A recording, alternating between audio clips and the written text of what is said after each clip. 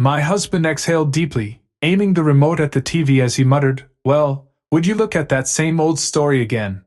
He was glued to the usual weekend recap of crime reports, bar brawls, late-night stabbings, chaos and familiar loops. "Why does this never change?"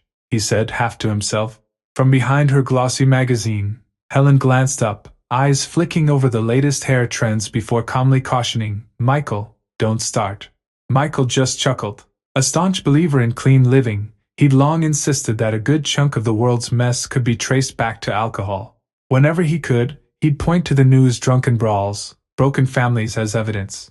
He'd sprinkle in stories from his own life too, like how booze had wrecked marriages and careers of coworkers who'd once had it all. "It always goes back to drinking," he'd say with a note of frustration. "You wouldn't believe how many families are falling apart because some guy can't put down the bottle."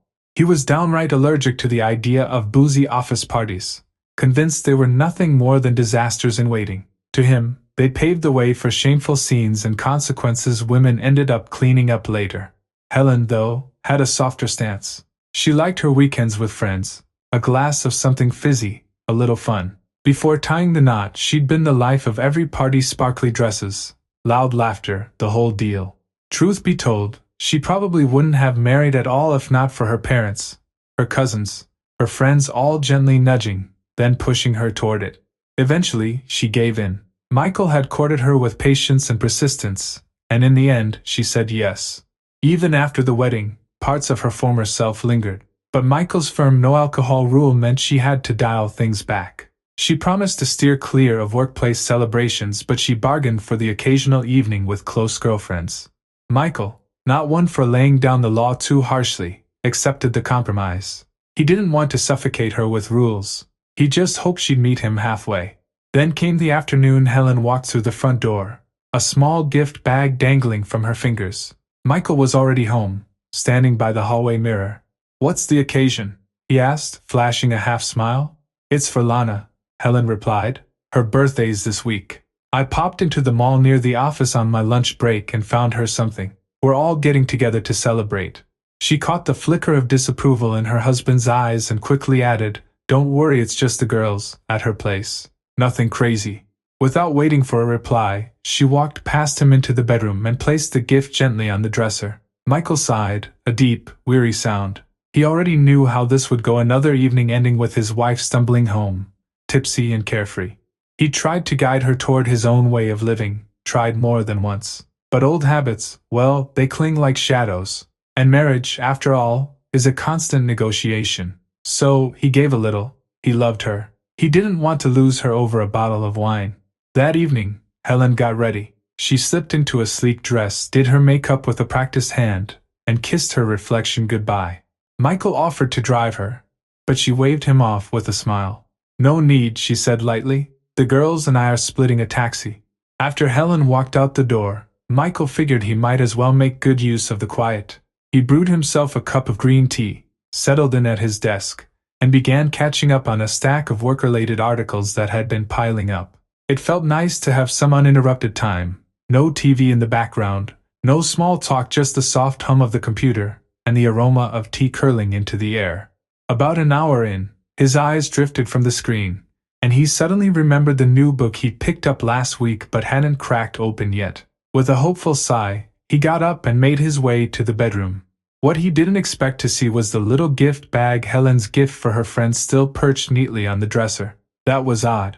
She'd been quite clear about where she was going and what the present was for. So why had she left without it?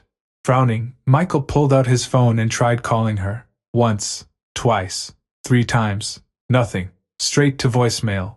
Shrugging on a jacket, he decided to play the helpful husband and deliver the gift himself. But when he reached for his car keys, another thought struck him. He didn't actually know where Lana lived. Worse still, he didn't have her number. A quick call to a mutual friend didn't help either. Helen's friend didn't pick up. He stood there for a moment, weighing his options. When it came back to him, the safety feature they'd enabled on their phones months ago.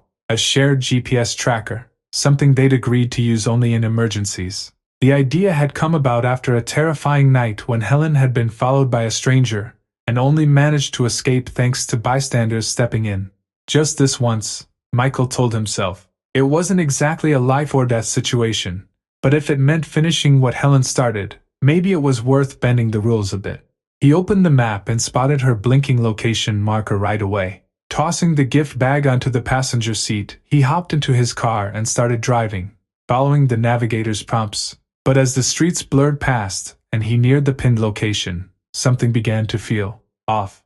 This part of town was mostly lined with office buildings, shops, and industrial warehouses, not the kind of place you'd expect to find a friend's cozy birthday gathering. Besides, Helen had never mentioned any of her girlfriends living downtown. Still, the map insisted he'd arrived.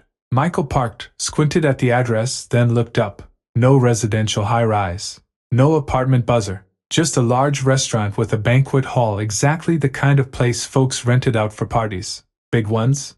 His first instinct was to second-guess the app. Maybe the location had glitched. Maybe Helen had left her phone in a friend's car. But curiosity and a little concern got the better of him. Clutching the gift bag, he stepped out of the car and made his way toward the entrance. He didn't have to go far. Just as he reached the front doors, they swung open, spilling out a crowd of loud, slightly disheveled partygoers. Some laughed too hard. Others leaned on one another for balance. And among them, unmistakably, was Lana. Michael blinked. For a split second, he thought maybe it was a coincidence. But no, there she was, flushed and grinning, clearly a few drinks in. He walked over and held out the gift bag. Helen forgot to bring this. I thought I'd drop it off for her, he said evenly. Lana's smile faltered. She took the bag, nodded awkwardly, and opened her mouth to respond only to be cut off by a man weaving toward her, clearly tipsy. Wait, what? It's your birthday? You didn't say a word, he said, draping an arm around her shoulder with a boozy grin. Lana laughed nervously, eyes darting toward Michael. Well, technically it's next month, she mumbled, her voice barely above a whisper. Michael didn't say a word. He just stared at her calmly, steadily, not a flicker of emotion on his face. But Lana saw it in his eyes, the realization, the quiet unraveling, and she knew, right then, that she'd accidentally walked her friend straight into something she couldn't explain away. As Michael stepped into the hallway and pushed open the door to the banquet hall, he was met with a wall of noise, music thumping, people dancing under dim, pulsing lights, while others laughed and clinked glasses around crowded tables. The atmosphere was festive, unbothered, entirely unaware of the storm that had begun to gather inside him. It took only a moment to register a few familiar faces, colleagues from Helen's workplace, their laughter a little too loud, their movements loose with drink. It was a corporate party. That much was clear. What wasn't clear was why she hadn't mentioned any of it. Eyes narrowed, he checked the blinking dot on his phone again and slowly swept the room. Then he saw her. Helen was dancing. Not alone, not with friends, but with a man, someone who had his arms too comfortably wrapped around her waist, someone who kept leaning in, brushing kisses against her cheek like it was the most natural thing in the world. Michael's feet moved before he could even think. He was halfway across the room when she turned her face up to the man and kissed him. Not the cheek, not a passing peck. She kissed him on the lips. Her hands rested on his chest like they belonged there. In a single second, the foundation of their shared years splintered and caved in. Michael closed the distance in a blur. He grabbed Helen by the shoulders and yanked her back, away from the man, who quickly disappeared into the crowd without so much as a word. His voice, sharp and furious, cut through the music as he shouted at her, at the betrayal, at everything she had just destroyed. Helen stared at him, stunned, her mouth opening but no words coming out. When they did, they tumbled out in a slurred, pitiful mumble, almost drowned beneath the beat of the music. It was a pathetic sight, a grotesque contrast to the woman he had trusted. Had she just come here to blow off steam? Was it some reckless thrill, sneaking behind his back like a teenager in search of excitement? He could have forgiven a party, even the secrecy, but not this, not the quiet, calculated cruelty of kissing another man while knowing her husband might one day find out. Michael didn't wait for her excuses. He told her, loud and clear, that she wasn't welcome at home anymore. Her things would be packed and left at the door. There was nothing left to discuss. The divorce came swiftly, painfully, but without hesitation. In the aftermath, Michael came to a quiet, sobering realization. Love without shared values is an illusion. A bond without respect is already broken. He and Helen had drifted long ago. They were simply pretending to stand on common ground. Trying to change a person, especially that far down the road, was like trying to hold back a river with your hands. Futile, exhausting, and destined to end in ruin. And that, he knew now, was a lesson he'd carry with him for the rest of his life.